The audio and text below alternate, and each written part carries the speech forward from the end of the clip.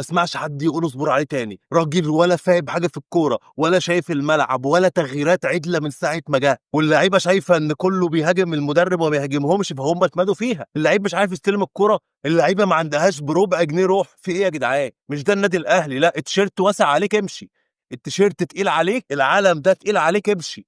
مش عايزينك. كله قاعد بيفكر في الفلوس وعايز ازود عقدي. طب ما تشوف الكوره الاول، ما تشوف الماتش يا عم، ما تشوف لعبك الاول وبعدين قيم نفسك. ولا المدرب فاهم حاجه ولا عارف يقرا الملعب، وتغييراته دفاعيه اكتر ما هجوميه. خسران واحد بيغير دفاع، خسران اتنين بيغير برضه مركز بمركز، بيغير كوكا كريم فؤاد. ده اللي هيعمل الفارق يعني. منزل لي طاهر السلامتين استلمهم بره الملعب، فطلع بن شرقي اول تغييره. بن شرقي اللعيب الوحيد اللي ممكن يفرق معاك في اي وقت. اللعيبه المهاريه دي حتى لو ما بتلعبش حلو ممكن تفرق في اي وقت معاك. لو انت فاهم هتفهم ده، انما انت طول الماتش قاعد عامل كده.